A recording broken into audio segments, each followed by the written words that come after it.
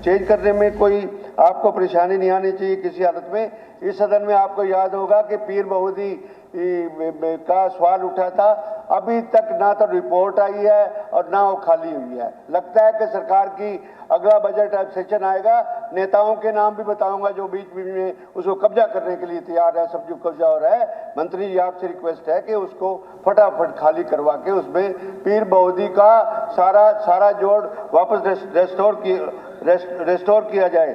उसके साथ sir health department में एक बड़ा है, हेल्थ मिनिस्टर यहाँ बैठी है इस बात के लिए, आपने यहाँ पर जियो फेंसिंग बेस के ऊपर अटेंडेंस लगानी शुरू कर दिया। ये मतलब बंदा फील्ड में जाएगा, वहां से अपने अटेंडेंस देगा, सब कुछ देगा। अभी तो 40 सेकंड रहते हैं जी, मेरे को बोलने दो उसको, कोई बात नहीं। अच्छा, उसके बाद नेक्स्ट ये है कि उसको जियोमेट्रिक पहले था अंगूठे लगा के, उससे होना चाहिए। हमारे यहाँ एक न्यू राजेंद्रा कॉलोनी है, अप्रूव्ड कॉलोनी है, शहर के अंदर पड़ती है, और बिल्डर जो है वो बीच में कहीं भाग गया। उन बेचारे लोगों का कसूर है। 10 साल से ना उनकी रजिस्ट्री होती, ना उनको कनेक्शन मिला हुआ, ना कुछ हुआ, और वो अप्रूव्ड कॉलोनी आपके रिकॉर्ड के अंदर है। इस बात में संज्ञान आपको लेना चाहता हूँ, इस बात के लिए किया जाए। आखिर में आपसे ये कि बुढ़ापा पेंशन, विधवा पेंशन, विकलांग पेंशन, इसकी थोड़ा सा बढ़ा दो लोगों को, महंगाई आई हुई है, उसमें थोड़ी सी उसमें कर दें। इन्हीं शब्दों के साथ आपका बहुत बहुत धन्यवाद। विधायक दिनेश अदलखा जी। माननीय अध्यक्ष जी, मैं धन्यवाद करता हूं आपका, आपने मुझे शून्यकाल में बोलने का समय दिया। मेरी विधानसभा में 700 साल पुराना एक गांव है, आनंदपुर गांव, जो 700 साल पहले बसा, लेकिन जब फॉरेस्ट एक्ट लगा, बहन जी उसी गांव की बेटी हैं तो और ज़्यादा अच्छे से पता होगा। मेरे को जो पता है कि 700 साल पुराना गांव है, उस गांव की ना तो कभी लाल दौरा तय हुआ। उस गांव में फॉरेस्ट एक्ट लगने के कारण रोज कहीं ना कहीं उस गांव के लोगों को भय के साए में सोना पड़ता है। इसके लिए फरीदाबाद के सांसद चौधरी कृष्णपाल गुर्जर जी, मूलचंद शर्मा जी, सतीश जी और मैं माननीय मुख्यमंत्री जी से मिले, सेंट्रल एनवायरनमेंट कमेटी से मिले, और हमें आश्वासन दिया गया कि उन पर कोई कार्रवाई नहीं होगी। परंतु अब सुप्रीम कोर्ट में डेट है, तो सरकार की जो मंशा है कि उन पर कोई कार्रवाई नहीं होगी, तो मैं सरकार से आग्रह कि सरकार सुप्रीम कोर्ट में एफिडेविट फाइल करे कि ये गांव सबसे पुराना गांव है इलाके का, इसमें फॉरेस्ट की कोई कार्रवाई या किसी प्रकार की तोड़फोड़ की कोई कार्रवाई नहीं होगी। ये मेरा सरकार से आग्रह है। साथ ही साथ पूर्व में हरियाणा के मुख्यमंत्री रहे, आज के केंद्र के मंत्री माननीय मनोहर लाल जी ने कि एक दूरदर्शी योजना फरीदाबाद के लिए eastern western elevated flyover 1500 crore रुपए की लागत से बनाने के लिए जो FMDA से पास हुआ था, उसके लिए माननीय मुख्यमंत्री श्री नायब सिंह सैनी जी ने जो स्टेट से बजट का प्रोविज़न किया है, मैं माननीय मुख्यमंत्री जी का तहे दिल से शुक्रिया अदा करता हूं। साथ ही साथ जो फरीदाबाद बड़कल विधानसभा के अंदर सीवर लाइन रिप्लेसमेंट का 160 करोड़ रुपए का बजट प्रोविज़न हुआ था, उसका आज तक कोई कार्रवाई नहीं हुई। मैं चाहता हूं सर आपके माध्यम से कि सरकार उस पर जल्दी से जल्दी टेंडर करे और उस पर कार्रवाई हो। साथ ही साथ हरियाणा सरकार ने एक HKRN हरियाणा कौशल रोजगार निगम एक्ट बनाया। उस एक्ट में प्रमोशन जो भर्ती होगी उसमें प्रमोशन का प्रोविज़न है, परंतु जो रूल फ्रेम हुए उसके अंदर वो मिसिंग है। तो कृपया करके HKRN में जो लोग भर्ती होते हैं उनकी प्रमोशन कैसे, उसके ऊपर कार्रवाई जरूर हो। साथ ही साथ पुनर्वास विभाग की one time settlement allotment policy समय समय पर आती रही, लेकिन इस बार काफ़ी समय से लोग इस चीज़ का इंतजार कर रहे हैं, क्योंकि जिनके घरों के पास वो ज़मीन है उस पर कब्जे हैं, सरकार की पॉलिसी है। तो एक बार वन टाइम सेटलमेंट स्कीम यदि सरकार उसको एक्सटेंड करे तो बहुत बहुत धन्यवाद। साथ ही साथ फरीदाबाद के अंदर पुलिसकर्मियों की माननीय अध्यक्ष जी बहुत ज़्यादा कमी है, क्योंकि ज़्यादातर लोग रोहतक, सोनीपत, हिसार, जींद से भर्ती होकर आते हैं और वो अपनी ट्रांसफर करा के चले जाते हैं। फरीदाबाद में माननीय सदस्यगण, अब शून्यकाल समाप्त होता है। माननीय सदस्यगण, मैं सदन की जानकारी के लिए बताना चाहता हूं कि राजकीय महाविद्यालय नारनौल के राजनीति विज्ञान एवं लोक प्रशासन विभाग के विद्यार्थीगण तथा अध्यापकगण आज सदन की कार्रवाई देखने के लिए दर्शक दीर्घा में उपस्थित हैं। मैं अपनी तथा सारे सदन की तरफ से उनका स्वागत करता हूं। माननीय सदस्यगण, मुझे श्री आदित्य सुरजेवाला विधायक द्वारा हरियाणा के करनाल, कुरुक्षेत्र, अंबाला, यमुनानगर तथा कैथल जिलों में धान की फसलों में दक्षिणी चावल काली धारीदार बौना विषाणु के प्रकोप से संबंधित ध्यान आकर्षण सूचना संख्या 25 प्राप्त हुई है। मैंने ये सूचना आज के लिए स्वीकृत की है। इसी प्रकार से श्री अर्जुन चौटाला विधायक तथा श्री आदित्य देवीलाल विधायक द्वारा दी गई ध्यान आकर्षण सूचना संख्या 13 को समान विषय का होने के कारण ध्यान आकर्षण सूचना संख्या 25 के साथ जोड़ दिया गया है। श्री अर्जुन चौटाला विधायक तथा श्री आदित्य देवीलाल विधायक चर्चा के समय स्पष्टीकरणात्मक प्रश्न पूछ सकते हैं। इसी प्रकार से श्री मनदीप चट्ठा विधायक द्वारा भी दी गई ध्यान आकर्षण सूचना संख्या 39 को समान विषय का होने के कारण ध्यान आकर्षण सूचना संख्या 25 के साथ जोड़ दिया गया है। श्री मनदीप चट्ठा विधायक चर्चा के समय स्पष्टीकरणात्मक प्रश्न पूछ सकते हैं। अब श्री आदित्य सुरजेवाला विधायक अपनी सूचना पढ़ें। वो आज का बिजनेस खत्म होने के बाद, हाँ, वो मैंने बताया हुआ है कि आज का अभी थोड़ा जो भी बिजनेस बचा है उसके तुरंत बाद उसी पे आएंगे और पूरा समय दूंगा मैं। ये तो अर्जेंट मोशन एक्सेप्ट हो जाता है ना, तो सारा लेजिस्लेटिव बिजनेस सस्पेंड हो जाता है। नहीं, ऐसा नहीं होता, ऐसा नहीं होता, ऐसा कुछ नहीं है, मतलब ऐसा कुछ नहीं है। और वो मैं हुड्डा साहब, वो मैं अनाउंस भी कर चुका हूं कि 26 तारीख को बाकी बिजनेस खत्म करने के बाद इसको हम टेकअप करेंगे। और बिजनेस हमने कम रखा है आज, इसीलिए कम रखा है ताकि उसके लिए समय हम पूरा कर सकें। नहीं, अभी तो ये पूरा करने के बाद ही होगा। नहीं, वो सारा होने का वो शेड्यूल बना हुआ है।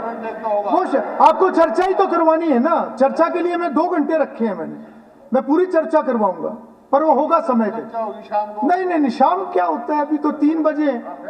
नहीं, ऐसा नहीं, 11 बजे तक हाउस चले, 5 बजे 4 बजे कोई लेट थोड़ा होता है। नहीं, वो लेट नहीं होता। अभी वो जो शेड्यूल बना हुआ है उसी हिसाब से। आदित्य सुरजेवाला, आप अपनी सूचना पढ़ेंगे। ठीक है, हर चीज मैंने। अरे भालू उधर क्या देख के बोल रहे, मेरी तरफ।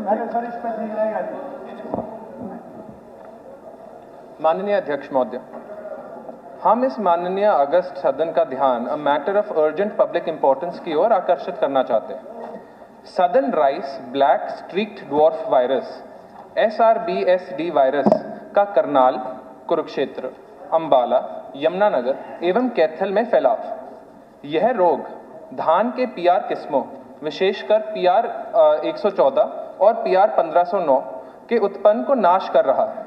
Deputy director of agriculture Ambala के अनुसार यह वायरस धान की उपज में 80% तक कमी ला सकता है। अब तक सरकार की सलाह केवल रोग प्रभावित पौधों को उखाड़ना और खेतों की निगरानी करने तक सीमित है। सरकार ने नुकसान का निष्पक्ष आकलन और प्रभावित किसानों को मुआवजा देने की कोई योजना घोषित नहीं की है। नए धान को लगाने का समय जा चुका है, जिसके कारण किसान भारी आर्थिक दबाव और व्यापक हानि झेल रहे हैं। सन 2022 में भी ये राज्य में SRBSD वायरस का प्रकोप हुआ था।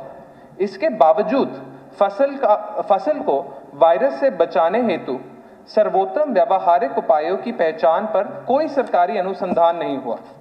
प्रकोप की बढ़ती आवृत्ति के बावजूद ऐसे मामलों में कोई क्विक रिस्पांस दल का गठन भी अब तक नहीं हुआ है।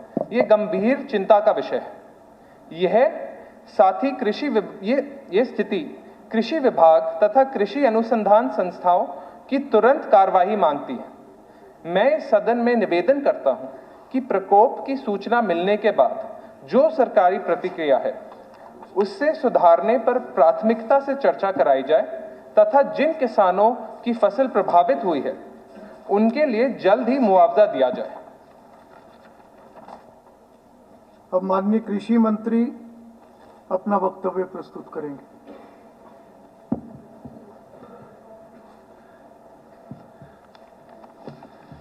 स्पीकर सर, सुरजेवाला जी ने जो पूछा सवाल और उसमें अर्जुन जी और आदित्य देवीलाल जी भी शामिल है। ये धान की एक प्रमुख खाद्यान्न फसल है जो राज्य में लगभग 40 लाख एकड़ क्षेत्र में बोई जाती है, रोपी जाती है। राज्य में धान की औसतन पैदावार 25 से 30 क्विंटल प्रति एकड़ रहती है। स्पीकर सर, मैं आपको एक जानकारी अपने माध्यम से देना चाहूँगा। तो 40 लाख एकड़ जो धान है, इसमें एक तो 3 तरह की खेती है, जैविक है, प्रकृति है, एक सीधी बिजाई है और बाकी पौध लगाई जाती है। लेकिन जैविक और प्रकृति खेती में और सीधी बिजाई में जो एकड़ लगे, जो सीधी बिजाई है वो 3.57 लाख एकड़ में पंजीकृत हुआ और वेरीफाई हुआ 1.43 लाख एकड़। और इसी तरह से जो हमारी जैविक खेती है वो 24,000 के करीब कुछ सालों में लगी है। इनमें कोई शिकायत नहीं आई, जबकि सरकार ये कहती है भाई सीधी बिजाई करो, तो उसके अंदर ये इस तरह का रोग नामात्र का कोई सूचना नहीं आई अब तक। इसमें एक खुशी की बात है, ये जो सरकार की नीति है अगर उसको किसान अपना ले तो इस बीमारी से छूटा जा सकता है। और मैं कहना चाहूँगा, ये southern rice black ड्रिस्क award virus एक विषाणु जनित रोग है जो धान की फसल को प्रभावित करता है और भारत के कई धान उत्पादक क्षेत्रों में चिंता का विषय बन चुका है। यह रोग सफ़ेद पीठ वाली फुदका वायरस नामक वाहक जो द्वारा फैलता है, जो धान के पौधों को रस चूसकर संक्रमित पौधों से स्वास्थ्य पौधों में वायरस का प्रसार करता है। संक्रमित धान के पौधों की सामान्य वृद्धि रुक जाती है, जिससे पौधे बौने रह जाते हैं और उनकी ऊंचाई सामान्य से बहुत कम हो जाती है। उनकी पत्तियां हरे रंग की हो जाती हैं। नई कलियों का विकास धीमा पड़ जाता है या पूरी तरह से रुक जाता है। जड़ों का रंग भूरा पड़ जाता है। ये जो स्पीकर सर, ये जड़ों का रंग भूरा पड़ना, ये पानी के अंदर जो पौध लगी है उसमें तो हो जाता है, लेकिन जो सीधी बिजाई है उसमें जड़ों पे इसका असर नहीं पड़ता, क्योंकि पानी से वायरस ज़्यादा फैलता है, तो पर्याप्त विकसित नहीं हो पाती, जिससे पौधों की पानी और पोषक तत्व सोखने की क्षमता कम हो जाती है। इस वायरस का प्रकोप हरियाणा में सबसे पहले खरीफ 2022 के मौसम में पाया गया था। खरीफ 2022 में कुछ ही मामले सामने आए थे, लेकिन समय पर की गई कार्रवाई और चौधरी चरण सिंह हरियाणा कृषि विश्वविद्यालय तथा कृषि एवं किसान कल्याण विभाग द्वारा चलाई गई जागरूकता मुहिम से बड़े नुकसान को रोक लिया गया। खरीफ 2023-2024 में प्रभावी रोकथाम और किसानों में जागरूकता का कारण रोग का कोई प्रकोप नहीं हुआ। खरीफ 2025 से पहले किसानों को भलीभांति जागरूक किया गया और सावधानियां दोहराई गई। इसके बावजूद 2025 में यह रोग पुनः उभर कर सामने आया। सबसे पहले इसके मामले कैथल जिले में मिले और बाद में अम्बाड़ा, यमुनानगर, कुरुक्षेत्र, करनाल, जींद और पंचकुला जिलों में भी रिपोर्ट हुई। इन क्षेत्रों के किसानों ने अपने खेतों में पौधों के असामान्य रूप से बौना होने की शिकायत की। चौधरी चरण सिंह हरियाणा कृषि विश्वविद्यालय हिसार के वैज्ञानिकों और कृषि विभाग के अधिकारियों ने विस्तृत सर्वेक्षण कर निम्न तथ्य पाए। यह रोग सबसे अधिक हाईब्रिड धान की किस्मों में पाया गया, उसके बाद परमल, गैर बासमती और फिर बासमती धान की किस्मों में। यह समस्या मुख्यतः उन खेतों में अधिक देखी गई जहां किसान 25 जून से पहले धान की रुपाई कर चुके थे। स्पीकर सर, सरकार के आदेश भी है, 15 जून से पहले हम पानी नहीं लगा सकते। पानी लगाना अलग बात है और पौध लगाना अलग बात है। 5-6 दिन के बाद पौध लगती है, लेकिन फिर भी इस बार जिन किसानों ने लेट लगाई उनके ये बीमारी नहीं आई। जिन्होंने गेत्तापन किया, 15 तारीख से पहले लगानी शुरू करी, उन किसानों को ज़्यादा बीमारी इसमें आई है। बीमारी की पुष्टि हेतु चौधरी चरण सिंह हरियाणा कृषि विश्वविद्यालय हिसार के वैज्ञानिकों ने समग्रित पौधों के नमूने लेकर RT-PCR reverse transcription polymerase chain reaction तकनीकी के परीक्षण किया। परिणामों ने पुष्टि की कि पौधे वायरस से संक्रमित हैं, परंतु उठाए गए कदम। चौधरी चरण सिंह हरियाणा कृषि विश्वविद्यालय हिसार ने धान की फसल में SRB, SDV से बचाव हेतु किसानों को एडवाइजरी जारी की और एडवाइजरी जारी, स्पीकर सर मेरे पास वो लेटर है, ये सारे के सारे हिसार यूनिवर्सिटी, कौल से, करनाल से और केंद्र की सरकार ने भी इनमें हिस्सा लिया। ये किसानों को सूचित किया और उनको मार्गदर्शन भी किया। ये सारे पत्र मेरे पास हैं। मैं कहना चाहूँगा किसानों को WBPH वाहक को नियंत्रण करने के लिए अनुशंसित कीटनाशकों का छिड़काव करने की सलाह दी गई। लगभग 40 लाख एकड़ में रोपाई गई धान की फसल में से लगभग 92,000 एकड़ southern rice black disc इवाफ virus से प्रभावित पाया गया है। चौधरी चरण सिंह हरियाणा कृषि विश्वविद्यालय द्वारा जारी एडवाइजरी के अनुसार प्रभावित जिलों में 656 एकड़ में धान को पुनः रोपण किया गया। स्पीकर सर, ये 656 एकड़ जो है वो एकड़ है जो एडवांस में जीरी लगाई गई थी और इसके लिए हमारी सरकार ने 100 कैंप तो लगाए कुरुक्षेत्र में, 1500 किसानों को इससे सलाह दी गई। कैथल में लगे 50, यहाँ 2000 किसानों को इसकी जानकारी दी। करनाल में लगे 39, इसमें 500 किसानों को जानकारी दी गई। जींद में लगे 25 कैंप, इसमें 1250 किसानों को जानकारी दी गई। अम्बाड़ा में लगे 10, यहाँ 125 किसानों को जानकारी दी। जमुनानगर में 11, यहाँ 262 किसानों को जानकारी दी गई। और इसके साथ कुरुक्षेत्र में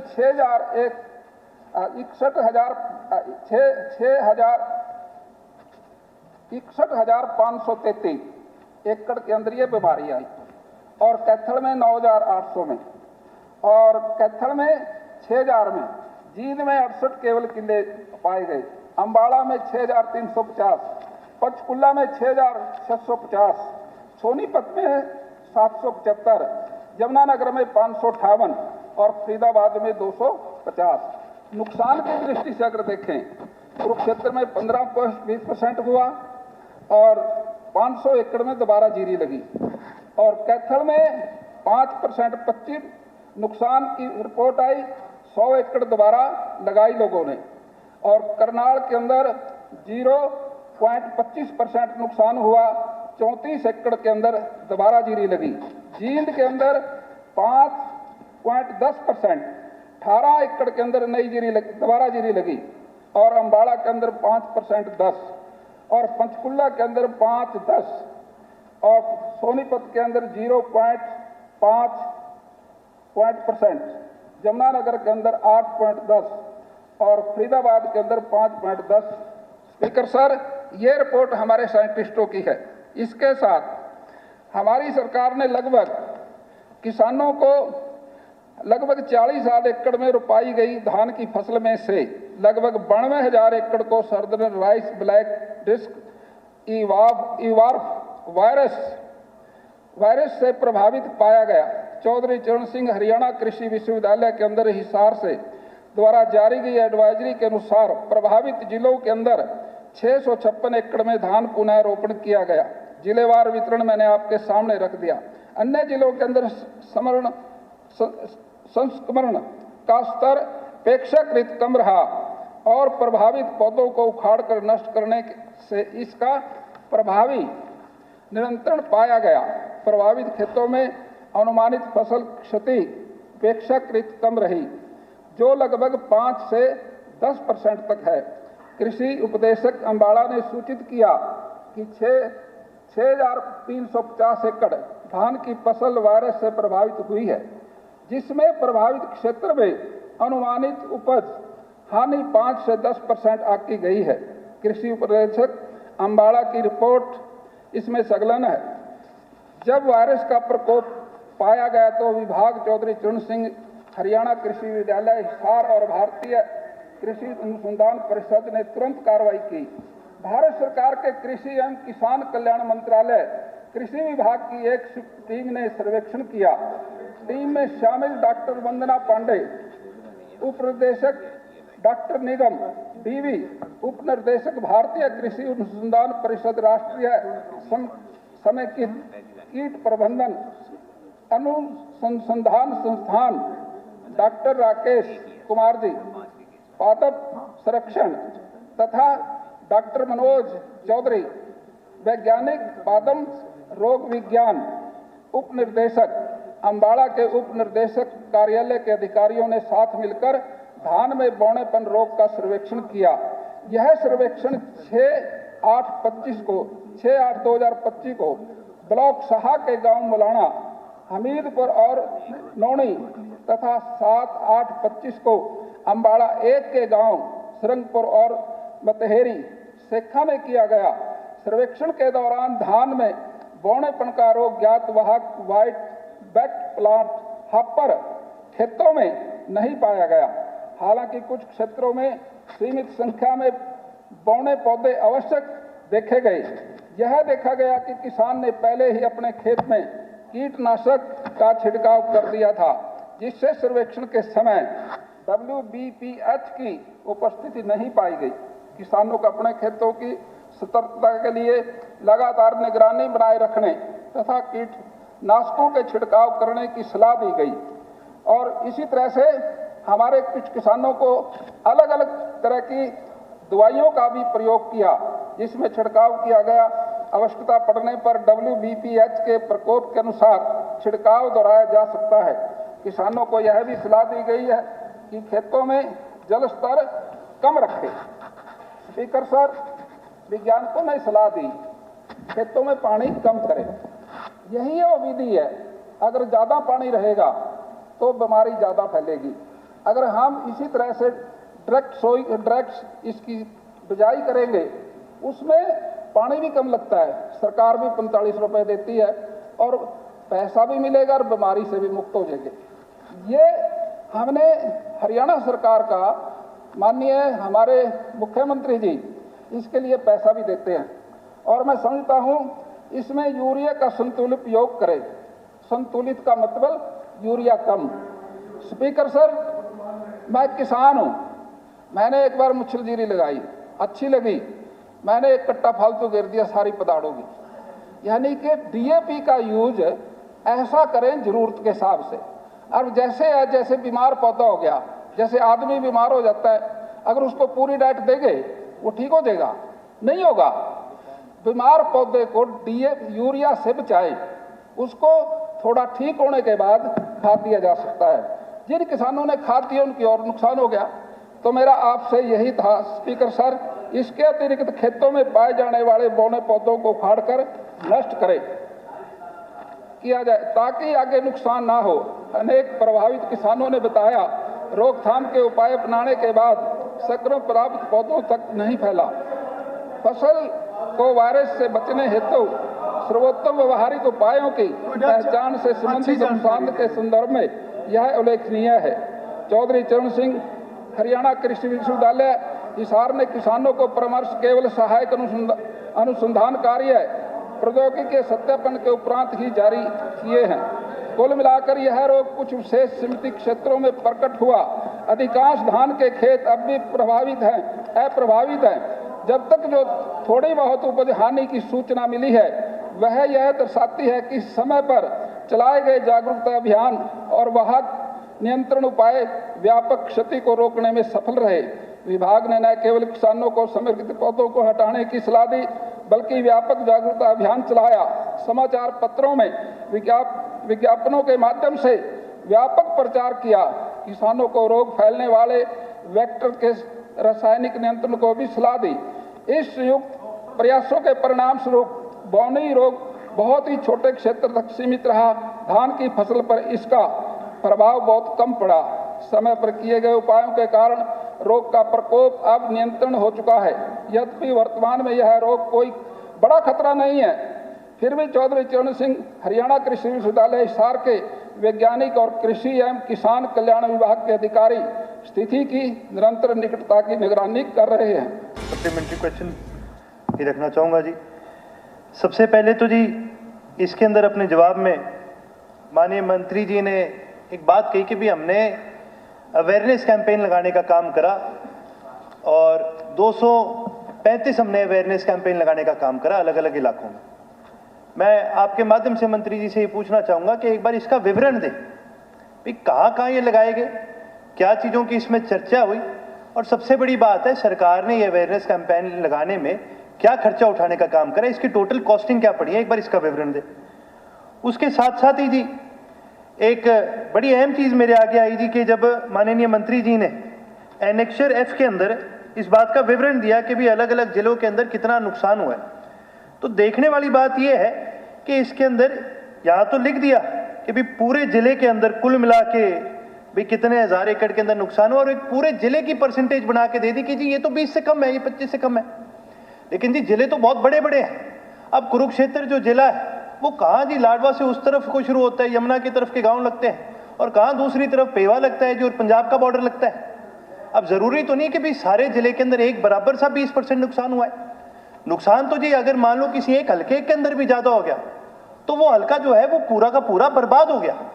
तो अगर विवरण ही देना है कि भी कहाँ पर कितने परसेंटेज का नुकसान है, तो जैसे कि ये बात रखी गई जी, सारा ध्यान सरकार के पास सारे आंकड़े हैं, या तो गांव वाइज बताने का काम करे किस गांव के अंदर कितने परसेंटेज नुकसान है, और फिर ये कैलकुलेशन लगाई जाए कि क्या अब ये 25% से कम है या ज्यादा है, ताकि जिस किसान का पूरा नुकसान हुआ है उसको कम से कम अपना पूरा का पूरा मुआवजा सारा मिल सके।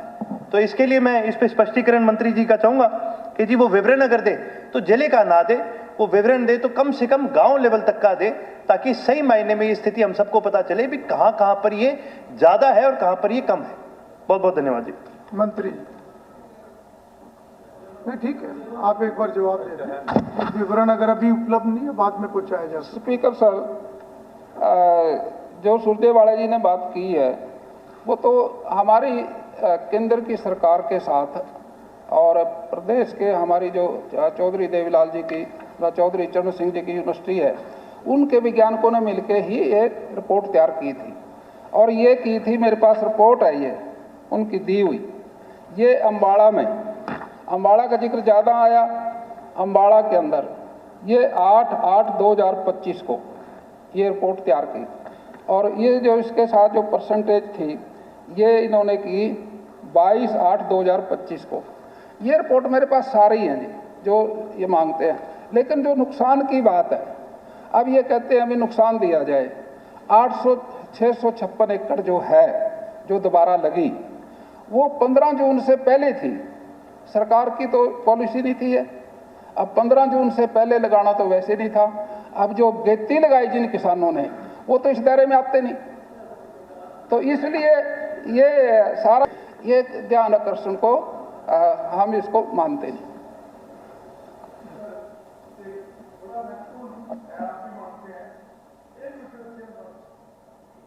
नहीं, इस पे चर्चा नहीं होगी।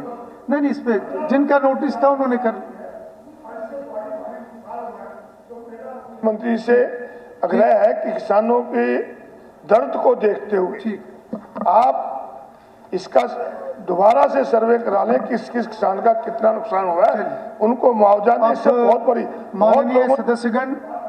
माननीय सदस्यगण, अब ध्यान आकर्षण सूचना पर चर्चा समाप्त होती है। माननीय सदस्यगण, अब माननीय मुख्यमंत्री हरियाणा विनियोग संख्या 3 विधेयक 2025 प्रस्तुत करेंगे तथा इस पर विचार के लिए प्रस्ताव करेंगे। माननीय अध्यक्ष महोदय, मैं हरियाणा विनियोग संख्या 3 विधेयक 2025 पुनर्स्थापित करता हूं। मैं यह भी प्रस्ताव करता हूं कि हरियाणा विनियोग संख्या 3 विधेयक 2025 पर तुरंत विचार किया जाए। प्रस्ताव प्रस्तुत हुआ कि हरियाणा विनियोग संख्या 3 विधेयक 2025 पर तुरंत विचार किया जाए। प्रश्न है कि हरियाणा विनियोग संख्या 3 विधेयक 2025 पर तुरंत विचार किया जाए। जो इस प्रस्ताव के पक्ष में कृपया हाँ कहें, जो इस प्रस्ताव के विपक्ष में है कृपया ना कहें। हाँ पक्ष की जीत हुई, हाँ पक्ष की जीत हुई, प्रस्ताव स्वीकृत हुआ। अब सदन विधेयक पर क्लॉज बाय क्लॉज विचार करेगा। प्रश्न है कि क्लॉज 2 विधेयक का पार्ट बने। जो इस प्रस्ताव के पक्ष में कृपया हाँ कहें, जो इस प्रस्ताव के विपक्ष में कृपया ना कहें। हाँ पक्ष की जीत हुई, हाँ पक्ष की जीत हुई, प्रस्ताव स्वीकृत हुआ। क्लॉज 2 विधेयक का पार्ट बना। क्लॉज 3, प्रश्न है कि क्लॉज 3 विधेयक का पार्ट बने। जो इस प्रस्ताव के पक्ष में कृपया हाँ कहें, जो इस प्रस्ताव के विपक्ष में कृपया ना कहें। हाँ पक्ष की जीत हुई, हाँ पक्ष की जीत हुई, प्रस्ताव स्वीकृत हुआ। क्लॉज 3 विधेयक का पार्ट बना। शेड्यूल, प्रश्न है कि शेड्यूल विधेयक का पार्ट बने। जो इस प्रस्ताव के पक्ष में कृपया हाँ कहें, जो इस प्रस्ताव के विपक्ष में कृपया ना कहें। हाँ पक्ष की जीत हुई, हाँ पक्ष की जीत हुई, प्रस्ताव स्वीकृत हुआ। शेड्यूल विधेयक का पार्ट बना। क्लॉज 1, प्रश्न है कि क्लॉज 1 विधेयक का पार्ट बने। जो इस प्रस्ताव के पक्ष में कृपया हाँ कहें, जो इस प्रस्ताव के विपक्ष में कृपया ना कहें। हाँ पक्ष की जीत हुई, हाँ पक्ष की जीत हुई, प्रस्ताव स्वीकृत हुआ। क्लॉज 1 विधेयक का पार्ट बना। अनेक्टिंग फॉर्मूला, प्रश्न है कि अनेक्टिंग फॉर्मूला विधेयक का अनेक्टिंग फॉर्मूला हो। जो इस प्रस्ताव के पक्ष में कृपया हाँ कहें, जो इस प्रस्ताव के विपक्ष में कृपया ना कहें। हाँ पक्ष की जीत हुई, हाँ पक्ष की जीत हुई, प्रस्ताव स्वीकृत हुआ। अनेक्टिंग फॉर्मूला विधेयक का पार्ट बना। टाइटल, प्रश्न है कि टाइटल विधेयक का टाइटल हो। जो इस प्रस्ताव के पक्ष में कृपया हाँ कहें, जो इस प्रस्ताव के विपक्ष में कृपया ना कहें। हाँ पक्ष की जीत हुई, हाँ पक्ष की जीत हुई, प्रस्ताव स्वीकृत हुआ। टाइटल विधेयक का टाइटल बना। माननीय सदस्यगण, अब माननीय मुख्यमंत्री प्रस्ताव प्रस्तुत करेंगे कि विधेयक पारित किया जाए। माननीय अध्यक्ष महोदय, मैं प्रस्ताव करता हूं कि विधेयक पारित किया जाए। प्रस्ताव प्रस्तुत हुआ कि विधेयक पारित किया जाए। प्रश्न है कि विधेयक पारित किया जाए। जो इस प्रस्ताव के पक्ष में है कृपया हाँ कहें, जो इस प्रस्ताव के विपक्ष में कृपया ना कहें। हाँ पक्ष की जीत हुई, हाँ पक्ष की जीत हुई, प्रस्ताव स्वीकृत हुआ। विधेयक पारित हुआ।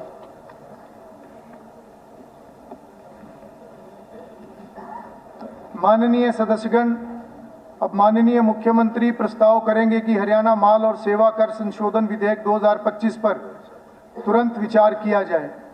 अध्यक्ष महोदय, मैं प्रस्ताव करता हूं कि हरियाणा माल और सेवा कर संशोधन विधेयक 2025 पर तुरंत विचार किया जाए। प्रस्ताव प्रस्तुत हुआ कि हरियाणा माल और सेवा कर संशोधन विधेयक 2025 पर तुरंत विचार किया जाए। प्रश्न है कि हरियाणा माल और सेवा कर संशोधन विधेयक 2025 पर तुरंत विचार किया जाए। जो इस प्रस्ताव के पक्ष में कृपया हाँ कहें, जो इस प्रस्ताव के विपक्ष में कृपया ना कहें। हाँ पक्ष की जीत हुई, हाँ पक्ष की जीत हुई, प्रस्ताव स्वीकृत हुआ। अब सदन विधेयक पर क्लॉज बाय क्लॉज विचार करेगा।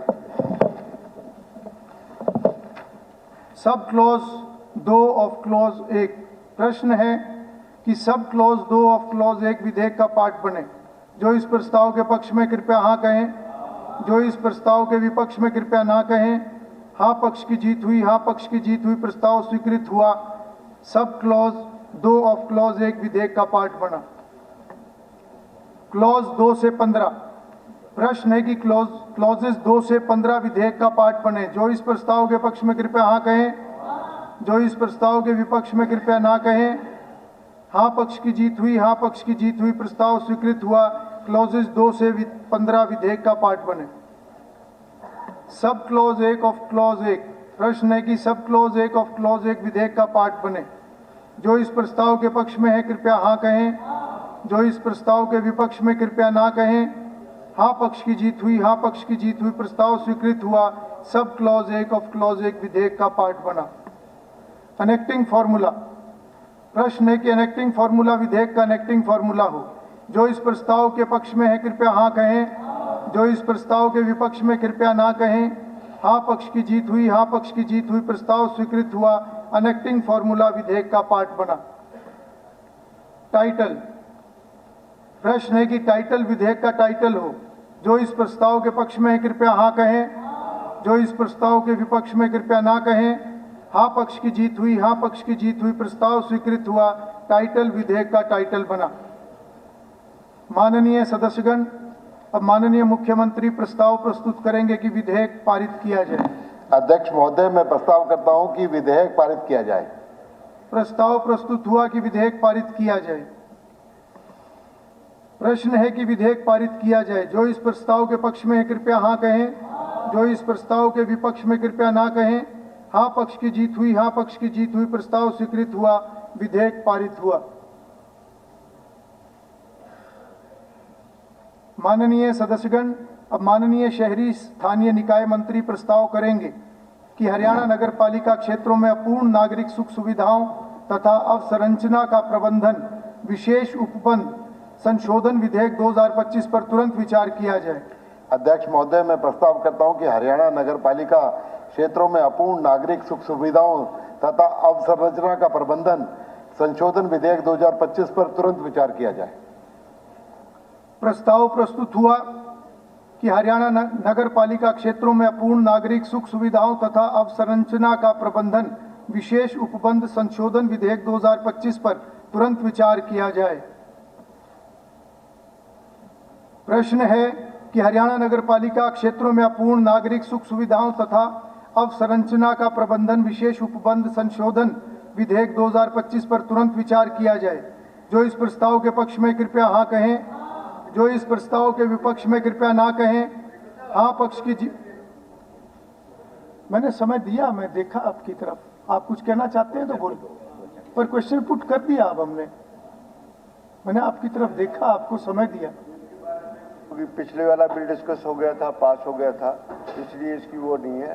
पर हाउस की प्रोसीडिंग्स में काफ़ी बार ये आता है कि जो अमेंडमेंट आती है उसका हमें पुराने एक्ट का पता ही नहीं होता कि व्हाट काइंड ऑफ अमेंडमेंट है। और ये पिछली बार भी मैंडेटरी आया था कि उसकी जिस जो है पुराना एक्ट 2016 का एक्ट है, इसकी कॉपी साथ में लगनी चाहिए। उसके बिना हमें समझ क्या है किस बात की अमेंडमेंट है, क्या किस चीज को रिप्लेस कर रहे हैं, किसी पर्पस क्या है, किसी पर्पस उसकी डिटेल सारी साथ में होती है। नहीं है, वो भी होती है। नहीं है। और वो अमेंडमेंट का किस कारण से वो भी किसी में इस सदन में चारों बिल में किसी की भी नहीं है कि नहीं, किसी की भी नहीं। ठीक है, पहले भी डिस्कस हुआ सर। हाँ, किसी वैसे होता है, सामान्यता होता है, पर इस बिल के साथ अगर ऐसा है तो मैं चेक कराता हूँ। सिर्फ अमेंडमेंट आते हैं, ठीक है, ओरिजिनल एक्ट नहीं आता, बड़ी कठिनाई होती है। प्रश्न है कि हरियाणा नगर पालिका क्षेत्रों में पूर्ण नागरिक सुख सुविधाओं तथा अवसंरचना का प्रबंधन विशेष उपबंध संशोधन विधेयक 2025 पर तुरंत विचार किया जाए। जो इस प्रस्ताव के पक्ष में कृपया हाँ कहें। जो इस प्रस्ताव के विपक्ष में कृपया ना कहें। हाँ पक्ष की जीत हुई, हाँ पक्ष की जीत हुई, प्रस्ताव स्वीकृत हुआ। अब सदन विधेयक पर क्लॉज बाय क्लॉज विचार करेगा। क्लॉजेस 2 से 5। प्रश्न है कि क्लॉजेस 2 से 5 विधेयक का पार्ट बने। जो इस प्रस्ताव के पक्ष में कृपया हाँ कहें। जो इस प्रस्ताव के विपक्ष में कृपया ना कहें।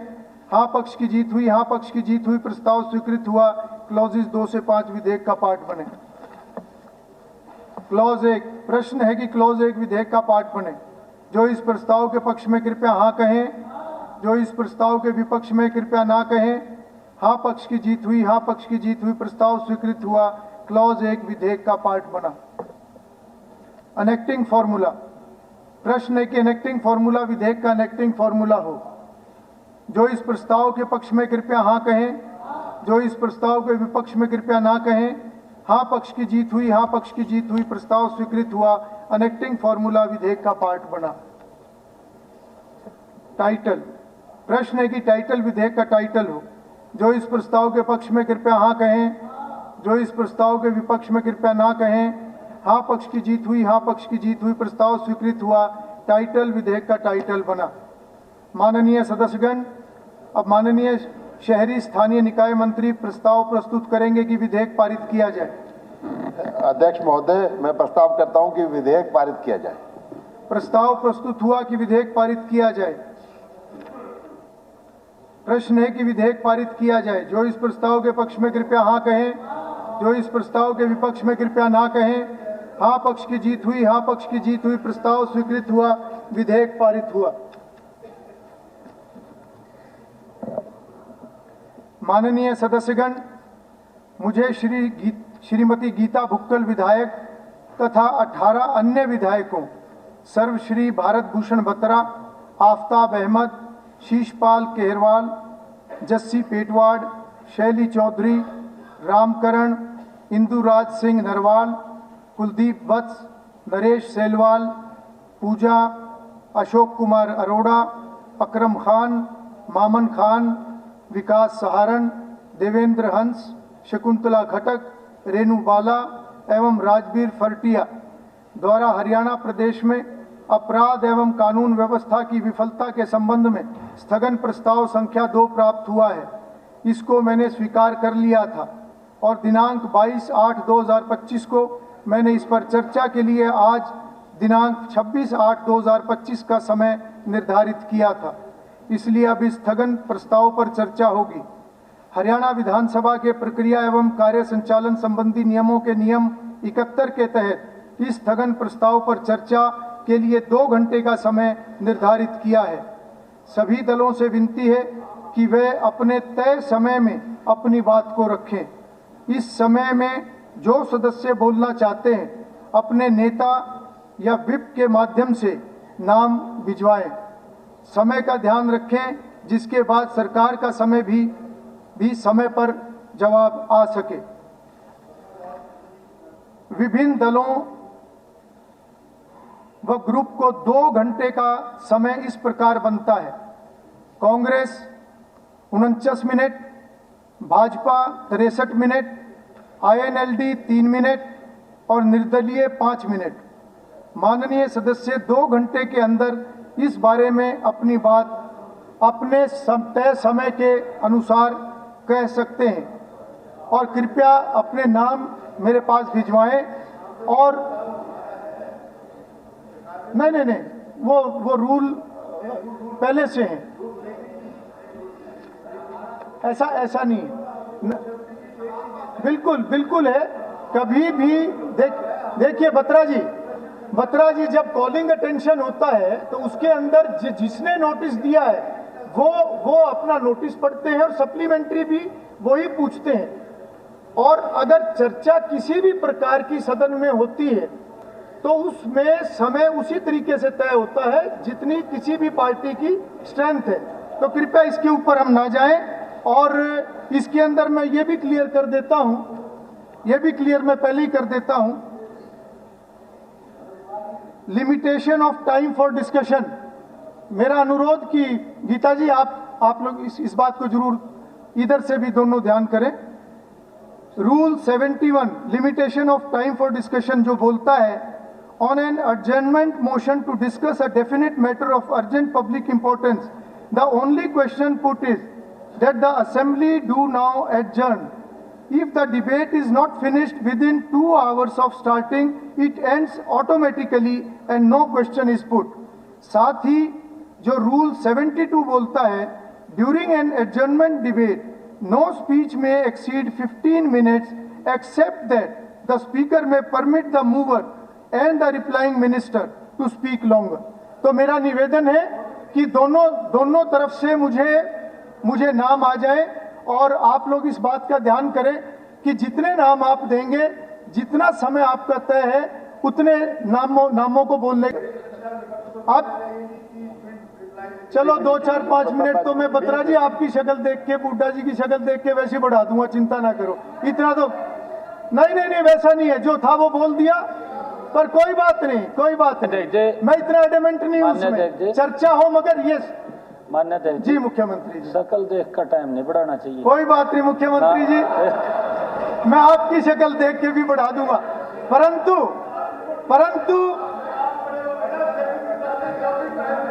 परंतु मेरा इसमें निवेदन ये भी है कि सभी माननीय सदस्य, जब भी कोई सदस्य अपनी बात रखे तो उसको ध्यान से सुने और बीच में इंटरप्शन ना हो। मुझे लगता है कि चर्चा जो है वो ज्यादा अच्छी हो सकती है, क्योंकि इंपॉर्टेंट विषय है और सभी सदस्यों का, पूरे सदन का इसमें कंसर्न है, सरकार का भी।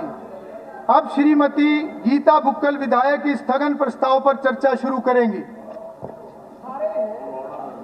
धन्यवाद अध्यक्ष महोदय। हमने जो एडजर्नमेंट मोशन दिया है उसमें हरियाणा प्रदेश में दिन प्रतिदिन बढ़ता अपराध एवं कानून व्यवस्था की विफलता की ओर ध्यान दिलाना चाहते हैं। प्रदेश में असुरक्षा का माहौल है। सरेआम शराब के ठेकेदारों की हत्या व आम व्यापारी जनप्रतिनिधियों को धमकी मिलना एक रूटीन बन चुका है। सरकार 2600 शराब के ठेकों की नीलामी नहीं कर सकी। बहन बेटियों के खिलाफ बढ़ता हुआ अपराध, जनप्रतिनिधियों व व्यापारियों से फिरौती मांगी जाती है व जान से मारने की धमकी दी जाती है। हरियाणा में अपराधियों को अपराध करने में कानून व्यवस्था का कोई भय नहीं दिखता है। विषय की गंभीरता को देखते हुए अध्यक्ष महोदय, आपने हमारा ये जो काम रोको प्रस्ताव आज किया है, कांग्रेस पार्टी की ओर से ये बहुत ही महत्वपूर्ण काम रोको प्रस्ताव बिगड़ती कानून व्यवस्था पर दिया गया। अध्यक्ष महोदय, हमारा हरियाणा प्रदेश बहुत ही शांति, भाईचारे और अच्छे लॉ एंड ऑर्डर के लिए जाना जाता था, एक प्रोग्रेसिव स्टेट के लिए जाना जाता था। हमारे प्रदेश के माननीय मुख्यमंत्री जी, जो कि स्वयं होम मिनिस्टर भी हैं, वैसे उनको जरूर बैठे होना चाहिए, यहाँ पर जरूर बैठे होना चाहिए, क्योंकि वो खुद स्वयं जो हैं गृह मंत्री हैं और इस मुद्दे को सदन को अध्यक्ष महोदय बहुत ही गंभीरता पूर्वक लेना चाहिए। किसी भी प्रदेश की खुशहाली, तरक्की अच्छे कानून व्यवस्था पर निर्भर करती है।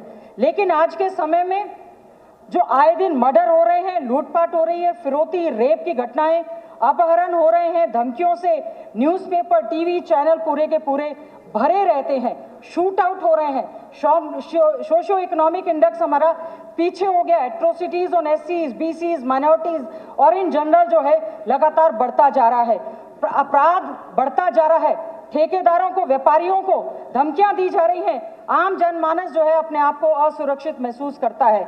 हमारे नेताओं को धमकी दी जा रही है, चुने हुए नुमाइंदों को शूट आउट किया जा रहा है, उनको धमकी दी जा रही है। प्रदेश में आज के समय में महिलाएं एवं बच्चियां जो हैं अपने आप को असुरक्षित महसूस करती हैं।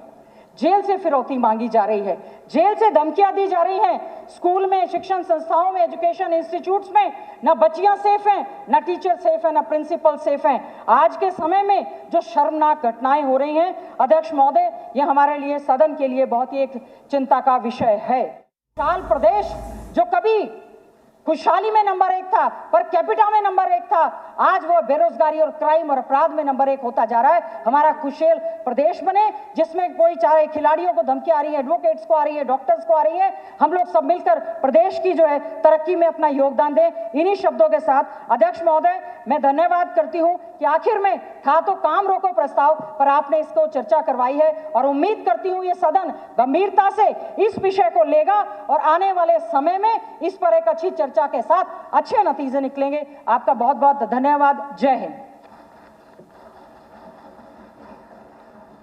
गीता जी, मैं इसको भी क्लियर कर देता हूं, क्योंकि बार बार विषय आता है ना, ऐसा लगता है कि पता नहीं क्या हो रहा है।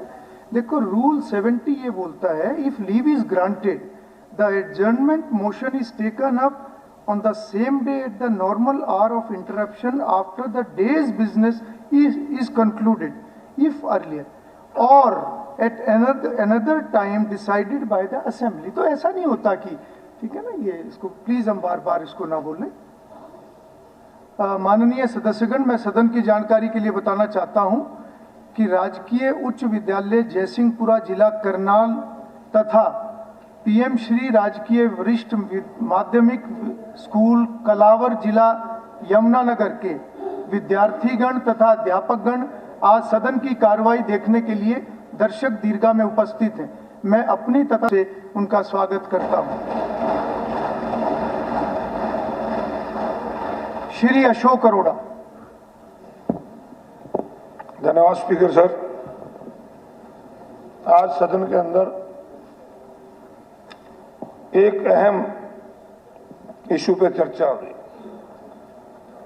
जो आज पूरे प्रदेश के लिए एक चिंता का विषय। मैं मानता हूं इस पर हम सबको, चाहे सत्ता पक्ष हो चाहे विपक्ष हो, हमें कई बार मुख्यमंत्री जी का ये बयान सुना कि विपक्ष लॉ एंड ऑर्डर पे राजनीति कर रहा है। स्पीकर सर, ये राजनीति के बहुत और स्थान हो सकते हैं, बहुत प्लेटफॉर्म है राजनीति करने के। परंतु लॉ एंड ऑर्डर एक ऐसी चीज है जिस पे सबको चिंता करनी चाहिए और मुख्यमंत्री जी को भी इस पे सीरियस होना चाहिए। गीता जी ने पूरे प्रदेश के आंकड़े प्रस्तुत किए और सरकार की तरफ से जो आंकड़े आए उसके अंदर सबसे चिंता की बात स्पीकर सर ये है कि रोजाना 11 अपहरण की घटनाएं, जो बहुत चिंता का विषय है स्पीकर सर। हत्याएं 3 रोज की हो रही हैं, 4 रेप हो रहे हैं, परंतु मेरा मानना सबसे ज्यादा चिंता का विषय अपहरण और फिरौती की घटना है। हरियाणा प्रदेश तो स्पीकर सर अमन और शांति के नाम से जाना जाता था। हरियाणा प्रदेश आरी की भूमि होता था। हमारे पड़ोस में हम सुनते थे कि उत्तर प्रदेश में बहुत अपराध है, रात को कार्रवाई चलती थी, रात को जाते हुए लोग डरते थे, परंतु हरियाणा प्रदेश में ऐसा नहीं था। आज हरियाणा प्रदेश के अंदर ये हालात हैं कि लोगों के खास तौर पे व्यापारी, उद्योगपति, डॉक्टर्स हैं, उनके अंदर के भय का वातावरण बना हुआ है। ये तो सरकारी आंकड़े हैं स्पीकर सर। बहुत लोग ऐसे हैं कि जिनसे फिरौतियां मांगी जाती हैं, जो केस दर्ज कराते हुए डरते हैं, वो केस दर्ज नहीं कराते। वो स्पीकर सर हरियाणा प्रदेश के अंदर आज हफ्ता वसूली और मंथली वसूली भी होती है और ये ज्यादा एरिया एनसीआर में तो पहले अपराध होता था, परंतु चिंता का विषय स्पीकर सर हमारे इस एरिया में, यमुनानगर में, कुरुक्षेत्र में, अंबाला में, करनाल में, इसमें भी लगातार अपराध बढ़ता जा रहा है। और किस प्रकार से धमकियां देते हैं। हमारे यहाँ तो ऐसे राजनेता भी हैं कि जिनके डर के मारे अपने परिवार को विदेश में शिफ्ट कर दिया, क्योंकि उनको डर बैठ गया था। उनके भाई के दफ्तर में भी गोलियां चली थी, इसलिए वो वहां पड़े। और मैं बताना चाहूंगा कि हमारा कुरुक्षेत्र जिले के अंदर स्पीकर सर, जो कि सीएम साहब का जिला है, कुरुक्षेत्र जिले में लाडवा के अंदर अनाज मंडी में गोली, आईलेट सेंटर पे गोली चली। सेक्टर 10 कुरुक्षेत्र के आईलेट सेंटर पे गोली चली और उनसे फिरौती मांगी गई। अनाज मंडी पीपली के अंदर गोली चली। आजाद नगर कुरुक्षेत्र में एक प्रॉपर्टी डीलर के घर पे गोली चली। अमन होटल वाले पे गोली चली। शाहबाद के अंदर शराब के ठेकेदार की हत्या कर दी गई। तो स्पीकर सर इस मामले में सरकार को सख्त लेना चाहिए। और मेरा एक स्पीकर सर राजनीति से ऊपर उठकर मेरा एक सीएम साहब को सरकार से मैं एक निवेदन करता हूं कि ठीक है कि आप जयंतियां मनाते हैं, अच्छी बात है, जयंतियां महापुरुषों की मनाई जानी चाहिए, परंतु जो काम पुलिस को लोगों की सुरक्षा के लिए करना चाहिए, आज वो वीआईपी की सुरक्षा में लगे हुए हैं। अगर आप ये इवेंट्स कम करके अगर पुलिस की जो ड्यूटी है उसके निभाने के लिए स्पीकर साहब अगर सरकार काम करेगी तो निश्चित रूप से आज जो अपराध का ग्राफ बढ़ रहा है, आज जो आम आदमी के बीच में एक डर का वातावरण पैदा हुआ है, तो आज सबसे बड़ा जरूरी है आम आदमी के मन से एक डर निकाला जाए और सरकार के प्रति स्पीकर सर, सरकार के प्रति लोगों का एक विश्वास बढ़े। मैं नहीं, अभी सीबीआई की जांच होगी, भिवानी की मनीषा जी का जो हत्या हुई उसके बारे में मैं नहीं ज्यादा कहना चाहूंगा, परंतु सरकार के प्रति लोगों का यह विश्वास इतना था कि उसका 3 बार पोस्टमार्टम कराना पड़ा। कितनी दुख की बात है स्पीकर सर। ये सरकारी तंत्र से जो लोगों का विश्वास उठ रहा है स्पीकर सर, ये बड़ा चिंता का विषय है। और मैं मानता हूं कि इस अपराध के पीछे, इस बढ़ते नशे के पीछे सबसे बड़ी आज जो है वो दिक्कत है बढ़ती बेरोजगारी की। तो सरकार को नशे के ऊपर रोक लगे, अपराध के ऊपर रोक लगे, सरकार पूरी अपनी इच्छा शक्ति जताए और इस प्रकार के इवेंट्स कम करके पुलिस की जो ड्यूटी है वो पुलिस को निभाने दी जाए। इन्हीं शब्दों के साथ मैं फिर कहूंगा कि पूरा हाउस इस पे चिंता करे। श्री महिपाल डांडा। धन्यवाद सर। अध्यक्ष महोदय, विपक्ष स्थगन प्रस्ताव लेके आया। हमने माननीय सदस्यों की एक एक बात को बहुत ध्यानपूर्वक सुना, मगर सर अगर इस तरह से सदन के माध्यम से पूरे प्रदेश को गलत जानकारी दी जाएगी, प्रदेश को गलत तथ्यों के आधार पर, ठीक है, आपने अपनी बात की है सर, अभी और बोलना सर। आप अरोड़ा जी आप बोले मैं कुछ बोला, इसका आप बोले मैं कुछ बोला हूं, उनको बात आप बोले मैं कुछ बोला हूं, अपनी बात कह रहे हैं। आप बोले मैं कुछ बोला हूं क्या भाई? नहीं, वो अपनी बात कह रहे हैं। देखो सुनो, आप दो मेंबर बोल रहे, पिन ड्रॉप साइलेंस रही, तो ऐसे क्या है, आधा मिनट भी नहीं बोल रहे, ऐसे सुनना चाहिए। आपके पास समय जवाब देने के लिए, बाकी मेंबर बोल लेंगे, ऐसे बीच में मत डिस्टर्ब करें। नहीं, ऐसे बीच में नहीं।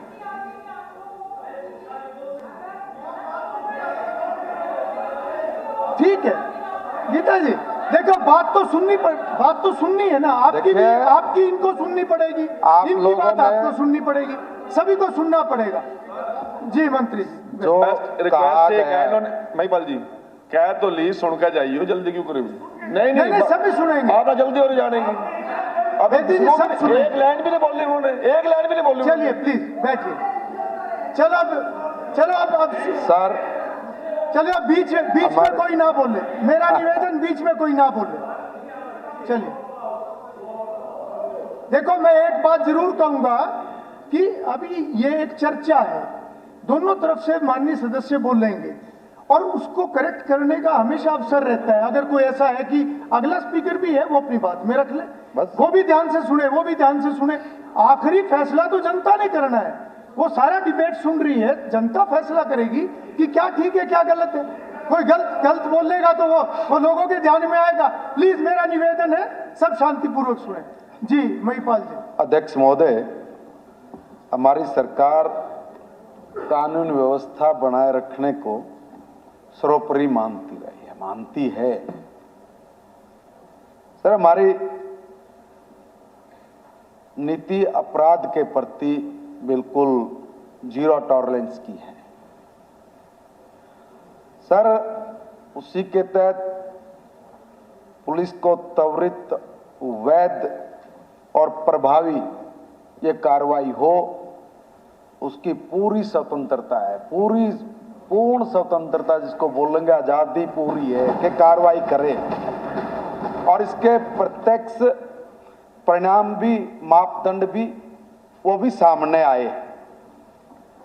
जैसे एफआईआर दर्ज करना, त्वरित जांच, तुरंत गिरफ्तारी, समय पे आरोप पत्र दाखिल करना, ये सब सुनिश्चित करता है सर कि न्याय में कहीं कोई भी विलंब न हो, कहीं भी।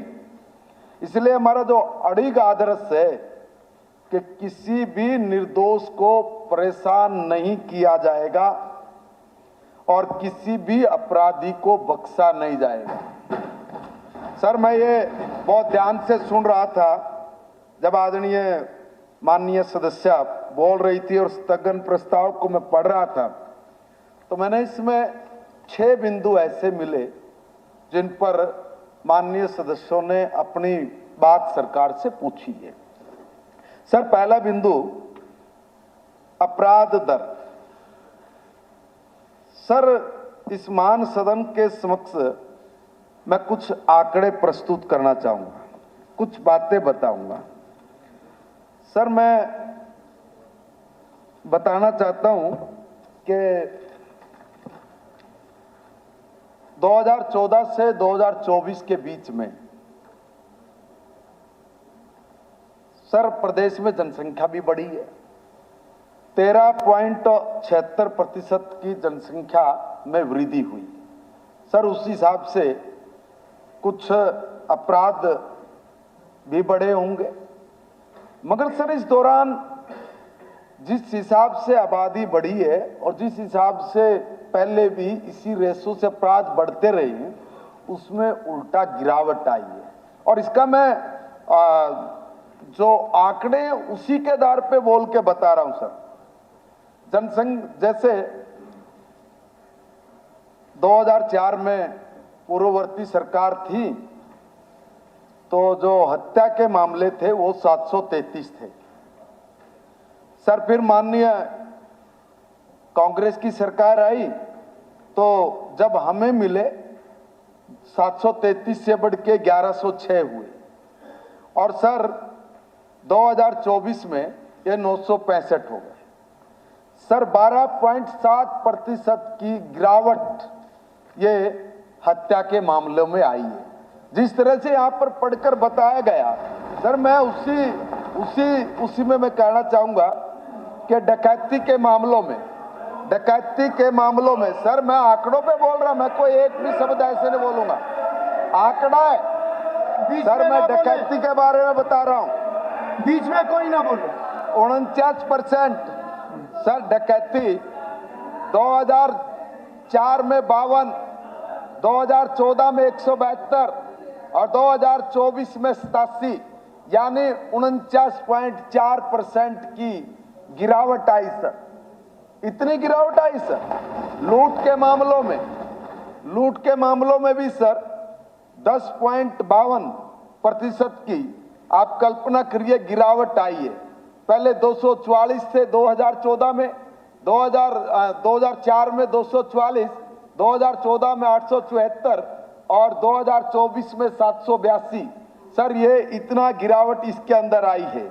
सर दंगों की भी अगर मैं बात करूं तो सर उसमें भी जब पहली बार 2009 में सर 699, 2014 में 1944 और 2024 में 1540, सर इसमें भी 20.8% की इसमें भी गिरावट आई। सर इसके विपरीत मैं ये भी निवेदन करना चाहता हूं कि 2004 में और 14 के जो दशक था सर, इसमें जिसमें अपराध इतनी तेजी से बढ़ा 2004 से 14 में, सर आप दंग रह जाएंगे।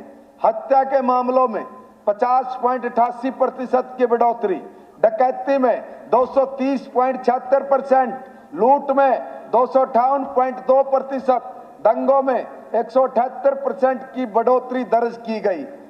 सर मैं वर्तमान सरकार ने एक सुनियोजित रणनीति के माध्यम से अपराध की प्रवृत्ति को केवल रोका नहीं है, बल्कि एक निर्णायक रूप से उलट के दिखाया है। सर उलट के दिखाया है। सर मैं एक और आंकड़ा बताना चाहता हूं आपके सामने।